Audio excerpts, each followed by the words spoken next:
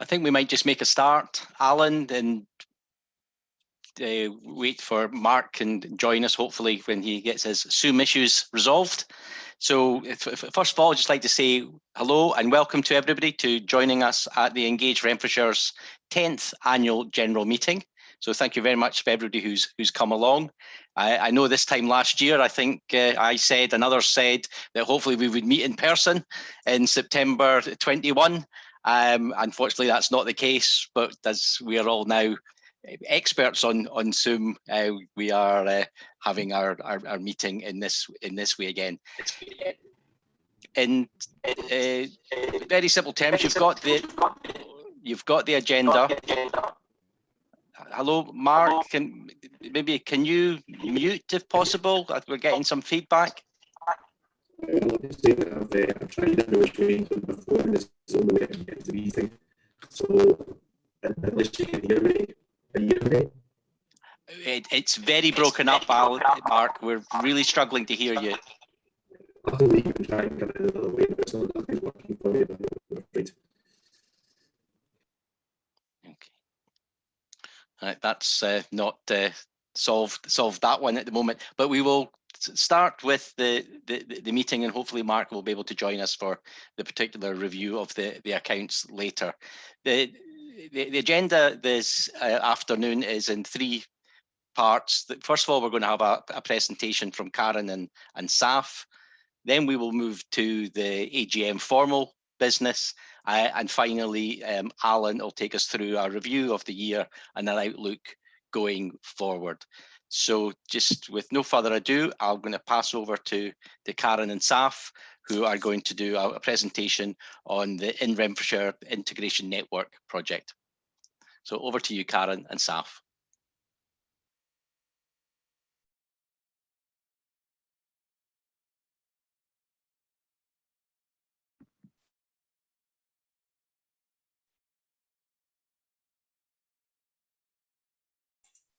Sorry, everyone, almost there.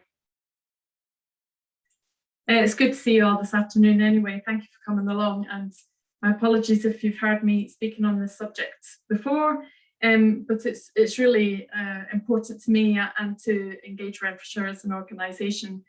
I want to be very candid with you. Before the murder of George Floyd took place, I felt that racism was a problem that happened over the pond.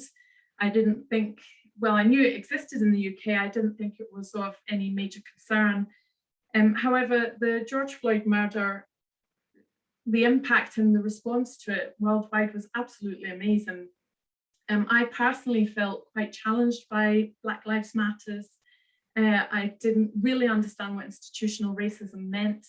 I decided that I would like to find out more, and to my shame, I discovered that my own complacency and ignorance around this agenda is in itself a form of racism. So I know you've probably followed this story. This is the Marcus Rashford mural in Withington near Manchester. Marcus Rashford is the youngest of 5 children, and his mother was a lone parent living in poverty. At the age of 11, Marcus was awarded a scholarship for a Man United youth training scheme, and his mother reportedly said that this was a huge relief to her because she knew, if nothing else, her son would be getting fed. Rashford went on to become an anti-poverty campaigner. In 2020, he was involved in forcing the Westminster government to make a U-turn on a decision to provide school meals during the holidays for families in need. Fast forward to July this year, he missed a penalty during extra time in the final of the Euros, and overnight his mural was defaced with racist slogans, as you can see from this image from the BBC. This is what happened next. That's, if you can't see it clearly, it's a woman putting up love heart post-it notes. And this is what the same mural looked like at the end of the day. Now, my point is this, really, that the defacing of a mural of a young British man who overcame the odds to be selected to play for his local Premier League team and for his country, a man who campaigned for better lives for children, a man whose mural has been defaced, this is racism and it's unacceptable. So if racism if very visual racism in this way is abhorrent and deplorable, then why would we allow racism in the form of institutional racism to exist? So I want to take a quick look at what institutional racism is. It's disparities in health, employment, in community justice and housing, and many other areas. In January of this year, The Guardian reported that in the UK, Black women are 4 times more likely and Asian women twice as likely to die in childbirth than white women. And in June 2020, data for England showed that the proportion of people aged 61 to 70 reporting poor health for Black and minority ethnic backgrounds was 67 to 86%, but white backgrounds 34%. And we know that COVID has highlighted huge inequalities for Black and minority ethnic communities, with Black men over 4 times more likely to die of COVID than white men. Now, I couldn't find much data for Scotland, which I think is my case in point. We're not making ethnicity and health data available. It suggests that either assumptions are being made about ethnicity and health, or that equal outcomes are not priority, or both.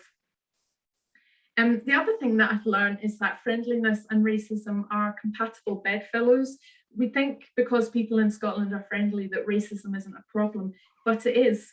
Friendliness and racism can and do coexist right here in the west of Scotland. And you may have heard of the arrests on Saturday following the sectarian and racist singing at the parades in Glasgow. Regrettably, it is alive and well in our communities. And I apologise sincerely if I'm telling you things that you already know. I suspect I am. I'm trying to show why racial equality must run throughout all of the priority areas that Engage works within. I'm not laying blame or pointing fingers, but I do feel that it's everyone's responsibility to own equality, diversity and inclusivity within their roles and their organisations, and to take that forward. And I want to show you how much of an important agenda issue this is for our partners too. So last year, the Strategic Planning Group for Renfrewshire Health and Social Care Partnership agreed that inequalities was one of the 6 priority areas to focus on. And we've already seen from the previous slide just how disproportionate health outcomes are for people from Black and minority ethnic backgrounds. And when we look at the Community Planning Partnership, of their 4 priority outcomes, one is that Renfrewshire is fair. This was written pre-COVID, and the pandemic, as we know, has adversely affected our minority ethnic communities. And lastly, the Scottish Government last week published the Immediate Priorities Plan for Race Equality. This focuses on addressing the roots of inequalities, for example, by implementing mental health initiatives, workplace progression, and the emergency sustenance funding, which assists low-income families. We know that racism is unacceptable. It's not wanted in our communities, and we must eradicate it within our organisations and systems as well. We know that our partners have prioritised addressing inequalities nationally and locally. And to tell you more about what Engage is doing, I'll hand over to Zaf.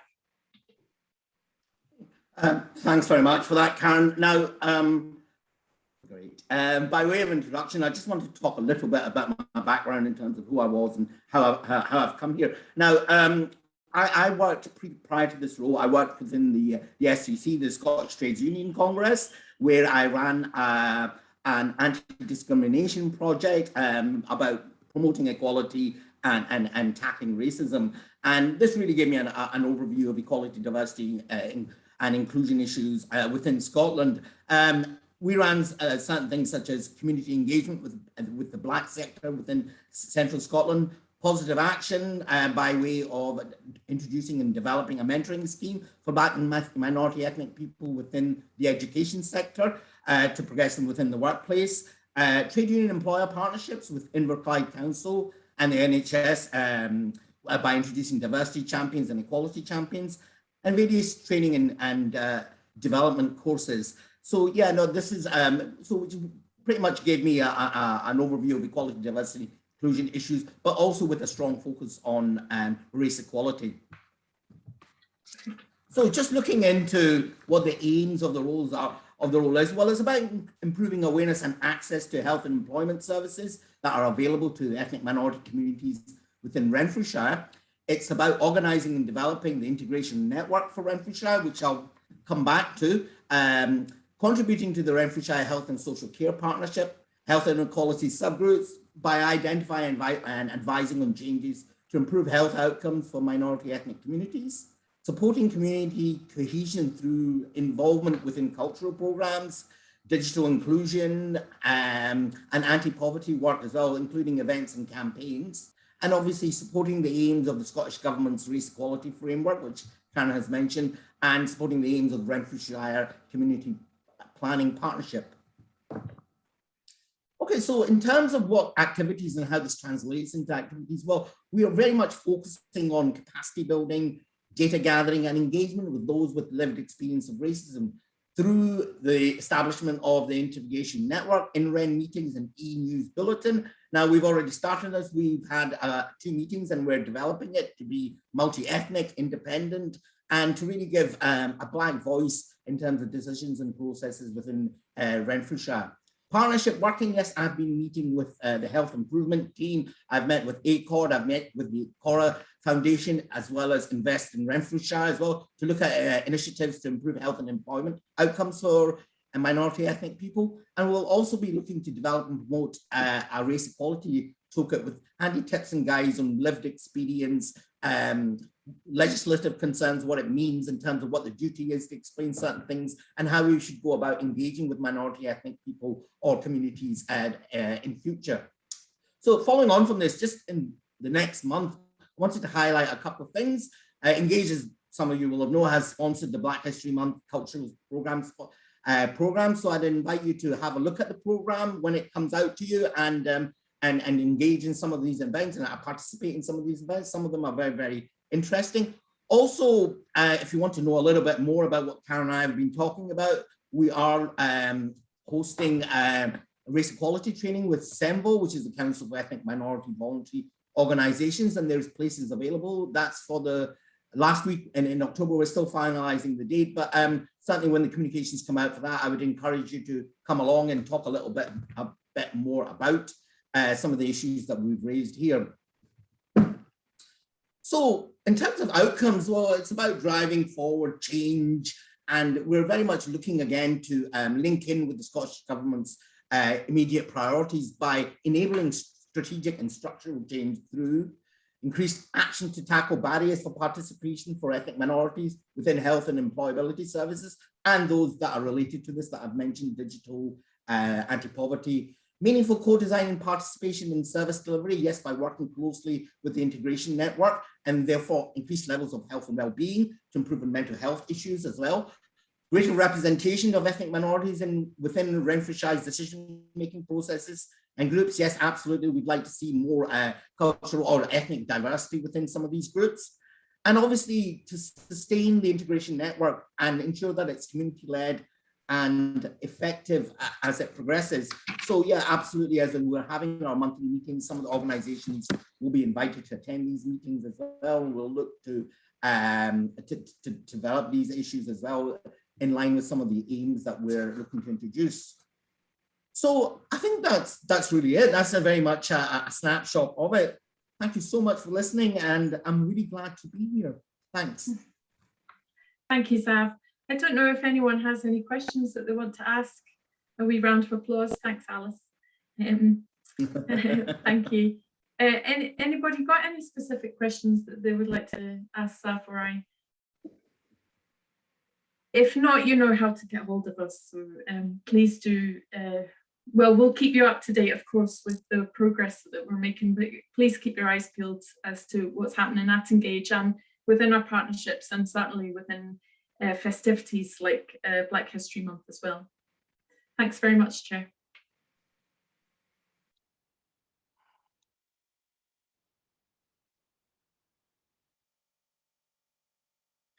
Thank you, Karen. Thank you, Saf. That was. I'm making a mess of my.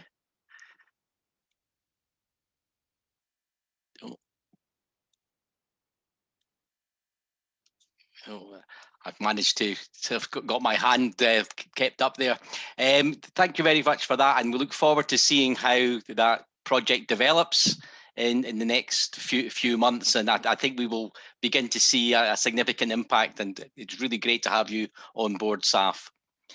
So thank you for that. We will now move on to the formal part of the AGM. I'm having a look at how we got. Mark is with us, so we will be able to proceed. Hello, Mark. Hello, can you hear me clearly now? Yes, we can hear you clearly now. That's fantastic. Excellent. I've tried everything under the sun, and this is the only way I can get in. But I'm glad you can hear me, although you can't see me. That's a good thing. Yes, that's absolutely fantastic. Thanks, Mark. So first of all, welcome to the 10th AGM of Engage Renfrewshire. And first, just want to note 2 apologies from our directors, from Jim Gillespie and from Jackie Smart. So we can take a note of that. I just want to give a little brief summary from myself. I just want to start by saying delighted to be able to present the annual report for 2021, which I hope you all have a copy of it, and if not, you'll get that very soon. It sets out again for the members of Engage some of the significant achievements over the last year. As you're well aware, 2021 was a challenging year across all communities in Renfrewshire and beyond, as we responded to the ever-changing COVID circumstances and by adapting to the needs of the recovery from COVID as we emerge out of the worst of the emergency. During this last year, Engage has constantly reviewed and reshaped its operational delivery in all areas of its work: the volunteering, community engagement, social enterprise, community planning, and the financial support that we provide, and have responded to these changing and challenging circumstances, all done whilst working from home.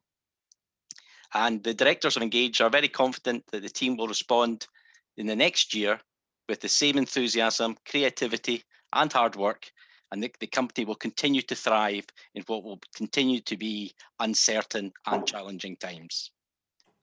As you're aware, Engage celebrates its 10th anniversary this year as the third sector interface in Renfrewshire. I'm not too sure on an individual basis where that last 10 years have gone. It just seems like yesterday. But on behalf of my fellow directors, I'd like to pay tribute to all the staff for their hard work, enthusiasm and achievements, not just in the last year, but over the last 10 years. And in particular, I'd like to acknowledge how they have embraced the new ways of working throughout the COVID emergency. And I also like to extend our thanks to the many volunteers and members who continue to support the work of the company and who make a significant contribution to the work of Engage in Renfrewshire. So I won't go through any of the detail within the report, but there's fantastic examples in there of the work that is undertaken, and Alan will obviously do a lot more on that as we in his review of the year. Just moving on to the next point on the agenda, just the minute of our last AGM. If I can ask that from both an accuracy element, that is a fair reflection of the meeting we had last year. If fellow directors can agree that is great. Thank you. And now, after his considerable technical achievements, I'm now going to hand over to Mark from Martin and Aitken, our accountants, who will give a brief overview of the accounts, which you will find at the back of the last page of the annual report. If that's okay with you, Mark, I'll hand over to you. Sure, that's excellent, thank you. I'm going to share my screen just so that I can bring up the accounts page. There we go. So hopefully you'll be able to see that shortly. Can you see the page 19 of the report on the screen at the moment? Yes, we can. Oh, good, excellent. Good, glad that works. So as I say, this is on page 19 of your annual report, and I just wanted to have a little bit of commentary on the results for the year. I mean, our just the headline is that our audits has been now complete, and it's a positive conclusion. It's satisfactory. So we are issuing a clean audit report on Engage Renfrewshire. An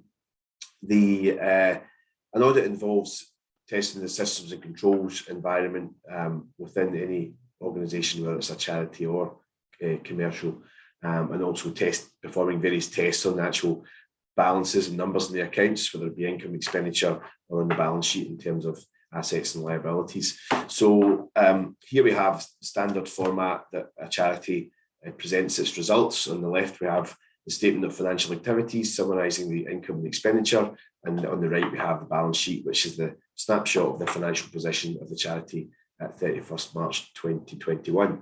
So just to kind of go through these results, we can see here that on the income side, you see also that the standard way that charities present the results is we have two columns: restricted funds for monies received that can only be spent on specific projects, so they are restricted in terms of their use, and unrestricted, which is everything else and kind of represents the free monies, if you like, of the charity. So looking at the total column here, I mean, you can see the vast majority of the funds that the charity deals with are unrestricted. There's only a few restricted projects.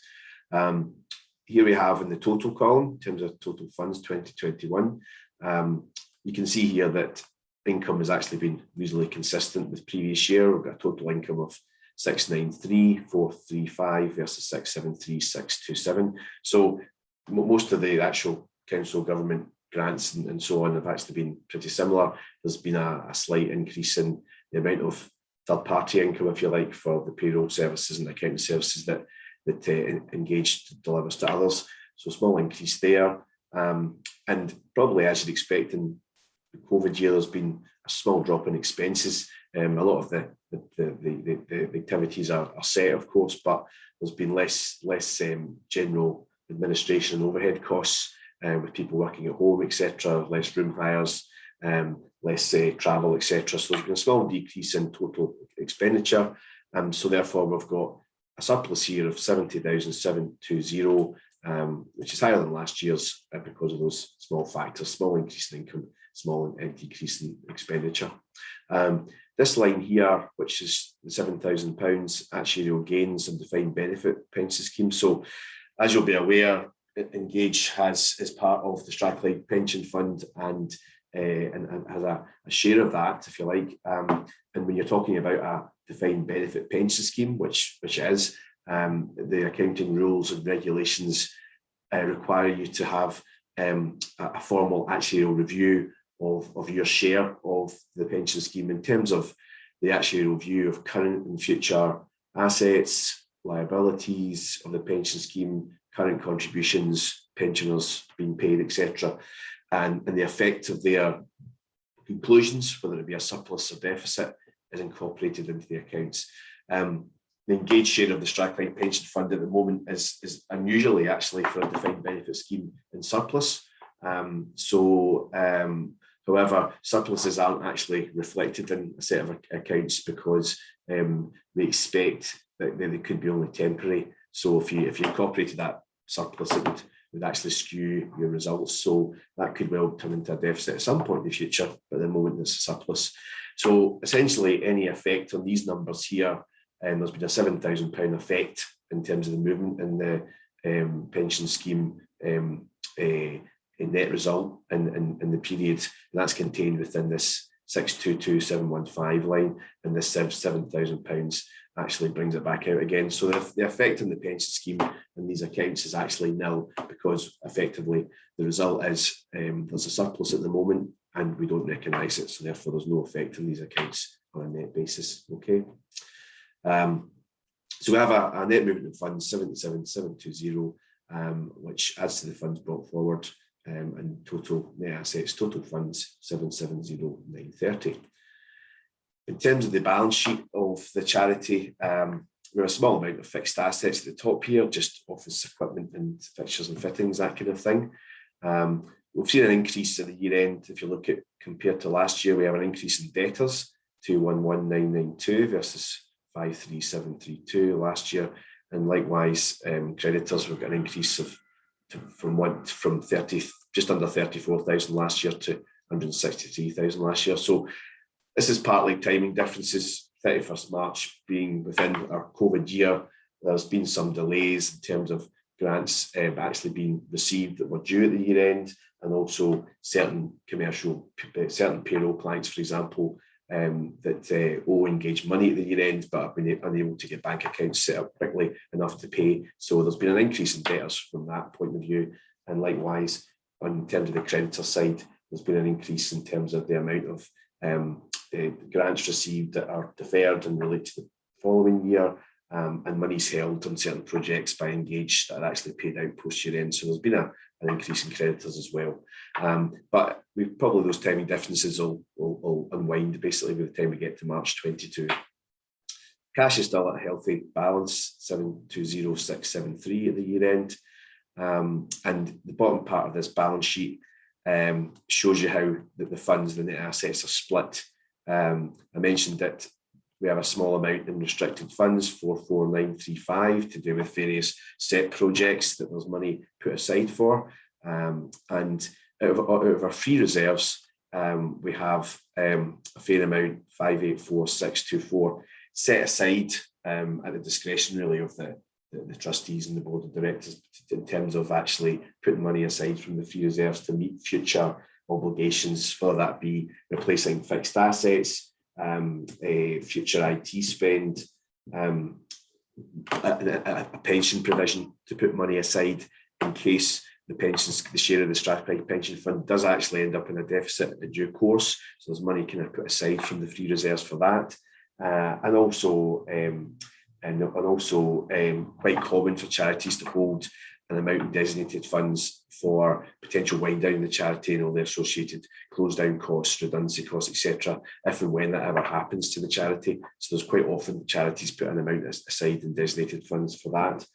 So nothing we didn't expect to see in our audit. Again, we've been impressed by the strong, robust control environment and systems at Engage. We didn't really have any comments to make there. And any kind of audit adjustments, small audit adjustments you find along the way, are just the routine audit adjustments we expect every year to make when we come to the year end. So very much a positive conclusion, a clean, unqualified audit report.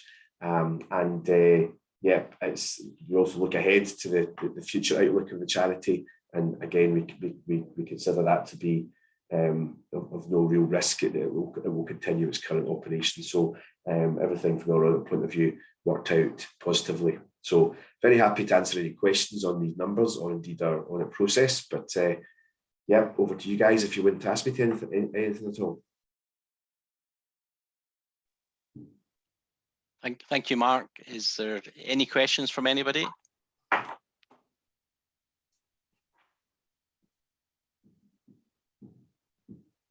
No, I'll take that silence as a no. So, Mark, can I just say thank you to yourself and your team at Martin & Aitken for producing the accounts. Again, I think they are a very strong balance sheet and a great foundation for the company as it goes forward. But also just like to thank Jacqueline and her team for all the work throughout the year that allows the accounts to be a relatively straightforward process for yourself and Martin & Aitken working on it. So thank you, Jacqueline, and thank you, Mark, and thank you very much for persevering today and finding a workaround to be able to join us and to take us through the accounts. So thank you very much. Well, thank you, and I'd second the thanks to Jacqueline too. It's we've had to perform the audit remotely again due to COVID restrictions, which is always difficult, and a lot of information has to be scanned across. So hopefully next year we can go back to being on site and face to face and making that a lot easier for everyone. So but thanks, Jacqueline, for your hard work. I know it's difficult dealing with all of our queries when you've got your day-to-day work as well to do. So thank you. Thank you. Thanks. Okay, thank you very much, Mark. I'll now go into for the next part of the agenda, hand over to Alan, who is going to take us through the re-election of directors. Thanks, Chair. In accordance with the Articles of Association of Engage Renfrewshire, 3 directors are standing down. We are, of course, looking to re-recruit them.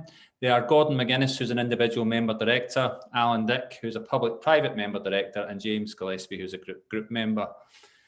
All three have indicated their desire to be re-elected, and in addition, as co-opted, Director Helen Simpson will step down from the role as director, but we hope to obviously co-opt Helen back, so she's not allowed to make a run for it or anything. So the results are, in the vote to re-elect Gordon McGuinness as an individual member director, all votes cast electronically prior to the meeting have been counted, and by majority vote, Gordon McGuinness is re-elected to the board of Engage Renfrewshire. And in the vote to re-elect Alan Dick as a public-private member director, all votes cast electronically prior to the meeting have been counted. Therefore, by majority vote, Alan Dick is re-elected to the board of Engage Renfrewshire. And in the vote to re-elect James Gillespie as a group member director, all votes cast electronically prior to the meeting have been counted. Therefore, by majority vote, James Gillespie is re-elected to the board of Engage Renfrewshire. And at this point, I can now, because he's been re-elected, hand the meeting back to the chair, Alan Dick. Thank you. Thank you, Alan, and delighted to continue as chair, and I'm delighted that all our existing directors have been re-elected and will continue to be directors of Engage in the year ahead. So thank you for that. The final part on the formal AGM business is to set a date for the next AGM, and that will be in some date in September in 2022. And as I said last year, we would love to do that face to face with a bit of pie and a little orange juice somewhere in Renfrewshire. So we will aim for that, but who knows? So again, thank you very much. And that now concludes the formal part of the AGM. And then for the final part of the event this afternoon, I'm going to hand back to Alan McNiven, who's going to take us through his review of the year and outlook for the future. Over to you, Alan. Thank you, Chair. I'll just try to share my screen. Number of people on standby there in case I blew it completely, but it looks as if it's come up. Is that okay? Does that look okay? Yeah. I suppose the first place for me to start is to say, you know, like the chair mentioned there, I can't believe we're a year past our previous AGM that was electronic as well, was online. And although I think the accessibility aspect of online activity and people who work at Engage will have been bored to tears with me saying this, you know, the idea of, you know, getting back to being in a room and having an AGM that we can actually have a chat and have a pie, as Chair says, I think it's a shame that we aren't there yet, but hopefully we'll be there next year. And even things like the voting process, etc. You know, obviously that was electronic this year. Getting back to a wee ballot box and everything, just for me, that's a much more attractive version of what an AGM should be. But please stick with me while I try my best to encapsulate the year that's gone by and the work that's been undertaken by the team. This is a focus, obviously, on Engage Renfrewshire's activity, but I can't help wandering into some of the fantastic work that's been done in the general Engage, the third sector network generally in Renfrewshire. So I'll start off by saying I'm obviously, people hopefully know who I am. I'm Alan McNiven. I'm a Chief Officer for Engage, very proud to take on that role. The last 10 years that have passed, as the Chair says, has went by in a winky an eye. I was really tempted to get a picture of me 10 years ago and a picture of me now, but you know, I look a bit older, sure, but I was just as bald then, so I can't even say that thing, you know, I used to have hair or anything like that. It's just, you know, the 10 years I went by in a winky an eye. So, you know, in some ways, I actually, that makes me think this is a good thing to be part of, because it is changing all the time, and you know, it feels like a sort of bit of a pleasure some of the time being involved at Engage. Some hard work as well, no shy away for that, but genuinely the last 10 years have been an enjoyable process for me, for sure. I often, let's see if I can get this to work now. That's the problem. Yeah, doing the bottom. I often start these presentations about what we do by putting up this statement, because we still mention third sector interface to people, and folks say, well, what is that? You know, the TSI. So I always try and remind myself as well as others when I do the presentation. But interestingly, at this point, the Programme for Government, released just a few weeks ago, actually talks about TSIs for the first time. Obviously, the TSIs are funded by Scottish Government, in our case, Scottish Government and local government, and a bit of trading. But for the first time, Programme for Government is saying, we know what a TSI does and why it does it. And in the last year and a half, that was more obvious than ever, because we were a place that they could point information and bits of funding for local members to deliver in the COVID response. So I think that idea of TSIs have really been pushed, that what a TSI has really been pushed to the forefront in terms of its ability to deliver at a local level. So that's quite exciting for me, and hopefully for the rest of the company, that Scottish Government is using our terminology in the Programme for Government. But our third sector interface, we provide a single point of access for support and advice for third sector within the local area. And really important to me is about this strong, coherent and cohesive representation of the third sector with clear links to community planning partnerships. And that takes up a lot of my day working in terms of community planning. And all of that is summed up by this wee statement here, which is helping charities and community groups to be well managed, well resourced, well represented and well connected. The 4 wells, we managed to squeeze 4 wells in there. But that's our statement, that's what we say. All of these things, it's about managed, resourced, represented and connected. We, of course, have key areas of responsibility, delivery themes, if you will. You mentioned volunteering to anybody. That to me is always at the corner. If you say third sector or charities, people think of volunteering. And obviously that's something we have a real focus on, delivered by Alice McBride, who's our volunteering officer, and she's been doing a fantastic job during the year, also taking on marketing responsibilities. And then there's social enterprise, which many of you will know Ian Cunningham, I'm sure. Ian has a real focus around social enterprise, and he wanders into community capacity with Stuart Miller. Stuart's really the primary person in terms of getting bits of funding in and doing lots of training programs. And then with that partnership working for our sins, that encapsulates all of us, but particularly people like Karen and Jacqueline and I, in terms of that partnership with the public sector. Jacqueline's team, I'll talk a wee bit about the financial services in a wee minute, but I think Mark said there, the work that the finance team has been doing has been unbelievably good and strong during this time. And the fact that they've been able to move basically what is a multi-million pounds operation onto our kitchen table is pretty good, I think. I was panicked for a while, but it worked, so that was all right.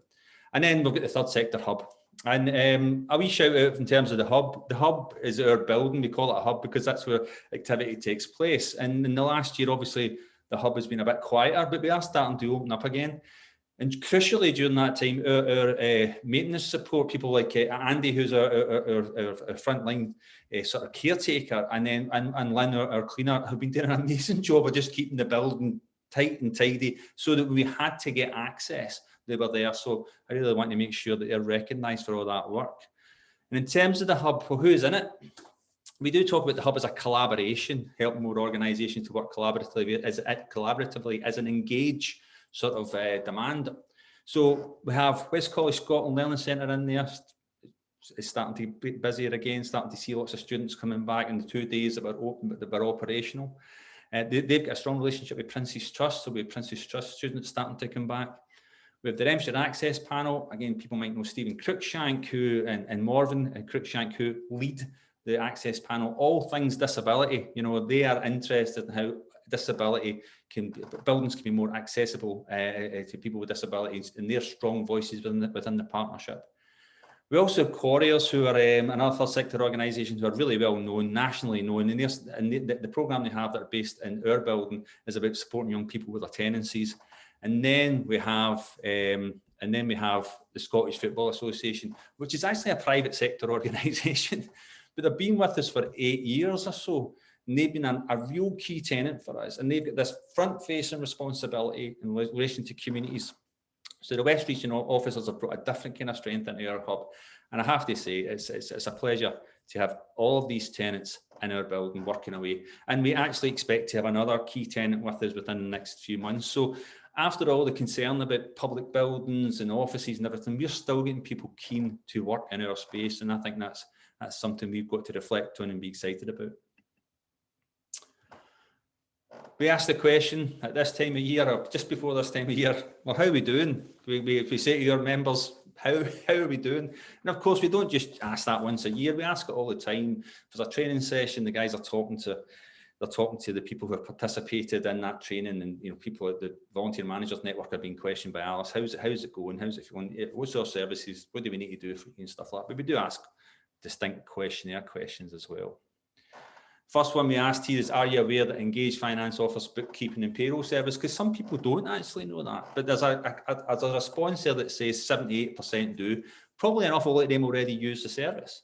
Probably a lot of them are involved in looking for advice for Jacqueline or looking for payroll services. So in terms of that, this idea that we provide practical and responsive financial support, it is about removing the anxieties and complications felt by the employer. You become an employer for the first time, and it is a difficult thing to consider how you manage pensions or real-time tax. But more importantly, if you're dealing with your own care, which a lot of our clients are through self-directed support, that can be quite a complicated situation, and Jacqueline and her team have to be really responsive in terms of the needs around that.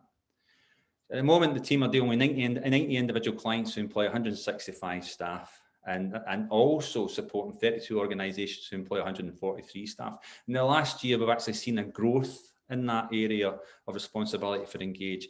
It's went from £3 million to £3.2 million of pay per annum being managed by Jacqueline's team. That's Francis and Darren and Amy and Rachel and Nicole, who have all been carrying out this work during that time remotely.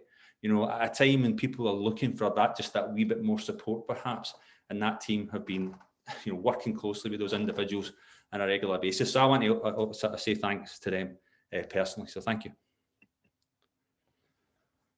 So we wander into the area of volunteering, this key purpose really for us as an organisation. But it is about strengthening local organisations, enhancing health and promoting life opportunities. Volunteering is not only good for the organisation that gets the volunteering, but I truly believe that volunteering can lead to life skills that can help you and move you in through a career. I think Alice pointed out even last year, this was only be 4 months or so into the pandemic, that she expected to see a drop in the number of volunteering opportunities, and that has actually came true. Has your organisation registered any volunteer opportunities we engaged in the last 12 months? 76% saying no, but around quarter, 23% saying yes. But that doesn't mean to say that the volunteering aspect of what we're involved in and what volunteers have been achieving has been negligible, far from it. There's 840 individuals registered on the Team Kinetic system. An awful lot of them obviously want to support the COVID relief efforts. People really want to put their shoulder to the wheel. And we've seen 22 organisations signing into that Team Kinetic system. That Team Kinetic system was crucial to us in terms of deployment of volunteers during the pandemic. We knew who was there, and we knew how to get to them and ask them to undertake certain things that allowed them to go straight into volunteering opportunities. So that was a real important piece of development that was already in place, thankfully, as the pandemic hit. And 51 roles were uploaded to the system. That's roughly half the amount, as Alice suggested. Prophesied it was going to be a lot less, and of course it has been. But she's already said to me and others, I think, that she's starting to see an increase of those roles becoming available. One of the, I think, growing concerns of us all during the pandemic, and as we hopefully start to recover, is the ideas around kind of mental health and mental health support. And certainly that's something that was apparent that we wanted to make sure that was in place for volunteer managers. There's a volunteer managers forum that Alice supports. So this idea that we're facing anxiety or work-related stress. There was 3 sessions attended by 14 organisations around that, how to support the volunteering aspect around mental health. And I think that was quite a successful programme. Volunteer Friendly was still being promoted. We know that the Tannehill Centre, one of the successful organised Tannehill Centre in Ferguson Park, was successful this year in receiving its Volunteer Friendly award. There's been a whole range of collaborative working projects going on with volunteering, supporting youth work networks and the Young Persons Guarantee in terms of that pipeline to employment. Volunteering week campaigns, normally a kind of event-led, but of course it was online this year, but that meant there was a lot of collection of data, which led to lots of blogs and lots of great reflection on volunteering. And we've seen lots of social media, and says there sort of 24.9 thousand impressions over a 7-day period in the Engage Twitter account. So social media being used to drive that sense of success and how important volunteering is. So thanks, Alice, for all the hard work during the year. We also, as we know, support social enterprise startups, and we link that into community benefit. As I mentioned, Ian Cunningham, who, as I say, who's been around for a long time. In fact, Ian celebrated his 25th year working for Engage and its precursor this year. So we gave him a big round of applause, and we, I don't know, gave him a nice tankard and things like that. And Stuart Miller said how wonderful he was, you know what I mean? And, because their bromance continues, even though there's been a pandemic. But no, it was great. It was great to celebrate that and see how much work Ian's been involved in over the years. But even obviously this year as well, you would expect something like social enterprise, which is essentially social business. Social business startup to maybe be a little bit reduced, but in some respects that hasn't been the case. We've seen new social enterprises be developed in Renfrewshire. During the year 16, RenSen, that's Renfrewshire Social Enterprise Network, 16 events being delivered, 3 social enterprise startup business plans supported, 6 new social enterprises have been registered, 18 social enterprises assisted with funding, 13 social enterprises receiving community benefits, and 22 groups taking through this preliminary social enterprise as a business model preparation. So although, again, you expect it to be a little bit sort of reduced in terms of activity, there's been a wee bit of explosion around social enterprise. As a result of using Engage Renfrewshire services, we asked that grouping, how do you feel more confident about developing your own enterprise? We had 64 and 21, wish I'd done my sums beforehand. 85-ish, nearly 86% saying agree or strongly agree. So again, I think that's a really, really positive position for that bit of training that Ian oversees. So hopefully, we can improve on those numbers next year. We don't just ignore the fact that some say disagree are not applicable. We do our best to sort of investigate that and consider what people have said. But overall, we have to remind ourselves that 85% is not a bad hit rate. I like this quote from the Speightstown and Residents Association. It's very general, but there's something to me at the heart of this is why it's important. The work we do is important. They said we weren't really sure what to watch out for. This was our first time applying for a lease, but with support from Engage and their partnership with Sense Scott Legal, we were able to grasp the basics and gain a better understanding of the legalities involved. Just kind of hopefully just helping folk to kind of take that first step. They know what they want to do, but that leap to taking on a lease can feel it's a wee bit like setting up your own payroll service. So it can be quite intimidating. So just the fact that we were there just helped them just to sort of get to that next stage. And I think that's a really good marker for us. We just help with the basics, but sometimes that first step, as I say, can be quite a kind of step to take. So thanks, Ian. Thanks for your last 25 years as well. We do aim to create and maintain partnerships, as I say. Partnership for me is this key word, and find new ways of working and to bring resourcing into Renfrewshire. Stuart Miller concentrates on a lot of stuff around financial support and bringing in funding to the area. And you'd think that maybe there wouldn't be as many people chasing bits of funding, but of course during the year people are doing that. So member supported by funded applications 81, training courses 20, participants attending those courses 173, and organisation attending courses 147. And I think there was an increase in people attending because they could access on this online a lot of the time, didn't need to travel, etc. And that's something we're trying to embrace, but we are trying to embrace it in a hybrid sense. I think there needs to be a bit of a mix between that. There might be a wee bit of tapering off. People may be losing the sense of the online world is maybe not being as exciting as they thought. So just getting it right. So taking into consideration, less travel, but maybe that ability to also network with one another in the real world is something we will be challenged with in the next 12 months. This was a quote. Oh, sorry, jumped forward there. This was a quote that was, I'll get it yet. This is a quote that was in the feedback sessions. Engage Renfrewshire is a great organisation. It's our group's main route to source and funding. And this is really crucial for me. Even when we don't use them for something, it's always in our minds. We can go to them if we need any guidance. I like that. I like the fact that we might not use them all the time, but we know they're there, and I think that's pretty good. I think it's a very, very good marker for Stuart's work and for Ian's work. So thanks, Stuart.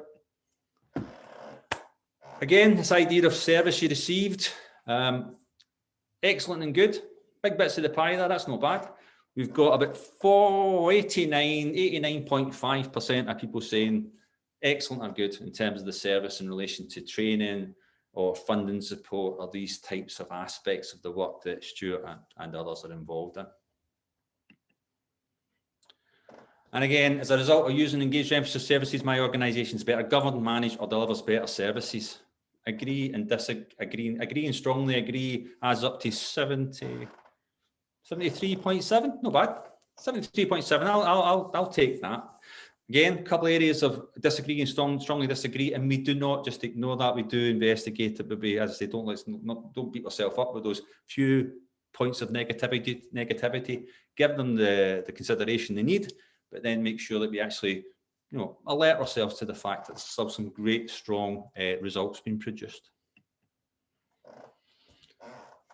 This is the world of work that Karen, who obviously heads up that community team, and all praise to her for doing the support, and I'm sure her own team would say that as well. She does a great work around leading the team, but also providing leadership within the partnership too. So this idea that we as managers have to go into the partnership and make sure that our network is heard and understood by decision makers and funders. This was a question that was brought in a few years ago, and I actually wondered whether or not people would embrace it, but actually you can see it growing. This idea that our members have an interest in influence and contributing to public sector policy. At the heart of the Christie Commission, actually, 10 years ago, you get a sense that we really try to bring the voice of those who deliver local to influence public sector policy. And there's still a drive to do that, I think, from our members. And there's a desire, because we can say here, high proportion, 46.9% saying we've got a strong interest, and some saying, yeah, we've got some interest, 34%. So there's a large portion in the pie that are saying they're interested in influencing public sector policy. And that's something, again, I think we in Renfrewshire, with the support of Renfrewshire Council, the Health and Social Care Partnership and other public sector partners, we've been able to concentrate on that, and I think there's been some good successes. So where are those partnerships that are key to us? Well, the local area partnerships are 7 local area partnerships, and we deploy an engaged officer to every one of those area partnerships, and we do our best to influence and listen and try to support within that structure. We have health and social care, of course. Again, I'm on the board, and Karen leads the part of I think co-chairs the SPG and gets involved in another third sector part of the SPG as a sort of a standalone group. Really important, I think, in terms of health development for community-led health. We have a good relationship with the private sector, particularly the Chamber, of course. And we've seen the ROCOs coming back this year, so that'll be an interesting thing to see. The ROCOs starting back up, and within the ROCOs there will still be a community award sponsored by Engage and Royal Bank of Scotland. And then community planning, obviously, it's the thing that I kind of spend a lot of my time doing. And I mentioned here partnership. It's become the mantra. It still is the mantra for me, but it is followed closely with the relationship. And I think Engage, we have officers who are good at building relationships. It's not just about saying you need to work with us in partnership. We actually see it as a partnership built on relationship. So we ask for members, you want to influence it, but do you feel you can contribute to public policy? Well, we've got, thanks to Engage Renfrewshire, I feel able to influence and contribute to public policy. 50% agreeing, and 9.4%, nearly 10% saying they strongly agree, so 60%. This is probably an area where we need to grow it a bit faster, in my opinion, so that everybody feels they've got that opportunity to contribute and influence public policy. Influence is such an important thing. If you don't feel influential, then what's the point in getting involved? And for us, for me personally, that is an area that we have to get as good as we can. I don't think we're doing too badly, and I think in Renfrewshire there is strong partnerships, and as I say, we've got the backing of the council, and we've got the backing of the Health and Social Care Partnership a lot of the time to push on with this, but we have to get as good as we can with it. So within the community planning structure itself, I want to just take an opportunity to say thanks to particularly these organisations that are on the screen just now, because they form the membership of the Forum for Empowering Communities, which has been in place for 8 years now. And again, it's created a really strong voice for the sector within community planning. I think we're still quite unique in Scotland as having this third sector led empowerment forum within the community planning structure. And it's supported like any other community planning structure, and all other groupings within community planning are headed up by the local authority, apart from this one, which I chair. So I think it's good that we're in the inside there influencing within that structure. So all of these organisations give up their time to be part of that. So again, my thanks go to them. So I suppose it's about last 10 years, but build a wee bit on the foundations about where we get to. I suppose be remiss of me not to say right at the start, as I talk about where we go next or how we go, it's keeping going that's been important. But the board that we have, we've got an amazing bunch of directors who support us, both directors and co-opted. And in reality, we couldn't do anything with that strength from the board. So my thanks go to the board for sure. I also don't want to miss out in saying that that the likes of our administrator Kate is a person at the front of the AGM approach that we've had today, and being able to sort of help us to sort of overcome those hurdles in terms of IT and stuff like that. And Kate, I think, will continue to support our tenants within the building in such a way that will make us feel as if we're an organisation that's really taking seriously the hybrid approach, because nobody's going to go back to where we were before the pandemic. I think we've all learned amazing things during the time, and we want to try and take some of that learning into the operation as we go forward. So I'm hopeful that we embrace the good bits of hybrid, but get back to meeting as much as we can in face-to-face as well. Start with community planning partnership, and this is a slightly easy one because we have been awarded some funding to look at an affordable credit officer, which will allow us to make bring somebody in to really focus on that. But what I wanted to say is that's an important development, and that'll be part of Karen's team, and that's a bit of work that Karen's led on. But in reality, the RACA work, the Renfrewshire Affordable Credit Alliance work that's been on for a long, long time, and the advice services that Karen and others have influenced have been a really important bit of partnership working. And particularly as we reach, as we start to talk about recovery from the pandemic and the likes of furlough ends and everything else, these are going to be critical areas for us as an organisation to really make sure we're focusing some efforts on and making sure that advice is there for people to avoid things like, bad loans and everything else. So to me, that's a really exciting new development that will become and be an essential part of that team around affordable credit and essentially making sure people can sustain their own finances in a much better way. We've heard a wee bit about the NREN network, and obviously ZAF's joined us, which is great. And we are promoting the supporting Black History Month as one of the sponsors this year. But that, again, I don't think Karen or ZAF could have delivered their presentation any more powerfully.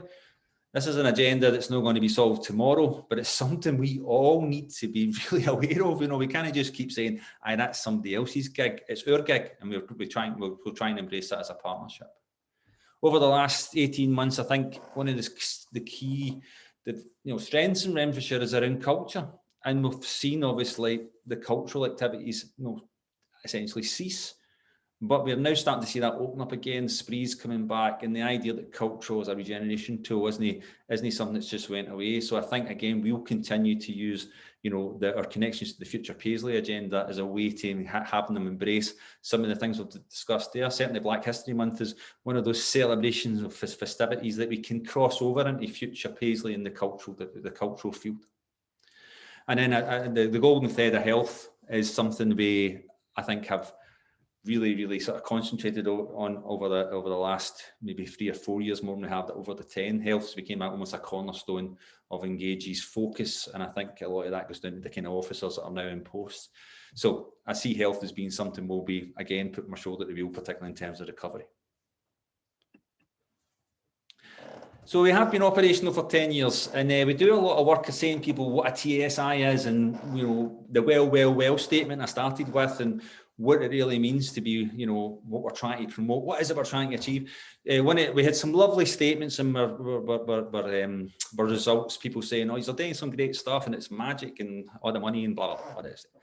But there was one that actually I really liked, which was just this. Engage are fantastic at providing a link between statutory and third sector. I'll take that. That's fine. I'll take that. That's what that's what we're meant to do.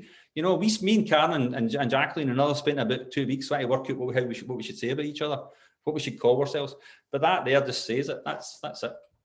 And they said, I never would have known all of the great work being done in the community without this link. As Engage are good at bringing everything together. And so thank you for all the great work you're doing. So it's a lovely bit of praise, but I do think it succinctly says the key responsibility, that thing of linking between statutory and third sector, and also making sure that essentially Renfrewshire's third sector network is recognised, respected and influential. I'll leave you with that. We are going to have a little film to end the meeting. It's a wee piece of work again done by Alice, celebrating the last 10 years. It's only a wee couple of minutes, but as it ends, I'm just looking at the chair on screen here. As it ends, that'll be the end of the meeting. So at the end of that, if you want to leave, that's fine. If you want to hang about, I'll be hanging about anyway. But thank you everybody for attending. I really appreciate it, and I'll hopefully see you all in a room sometime soon. Thanks.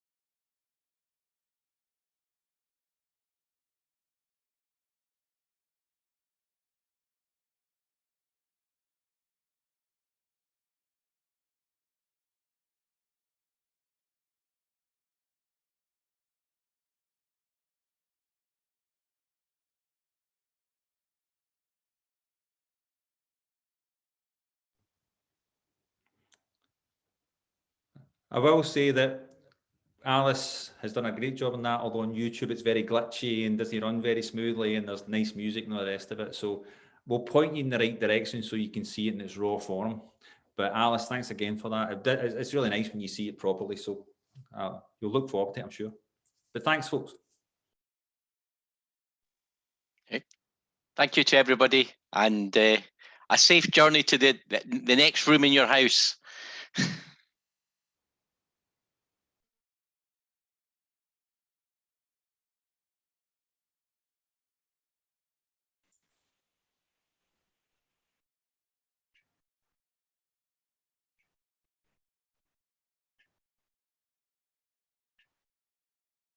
Are you still there, Alan? Can you hear us?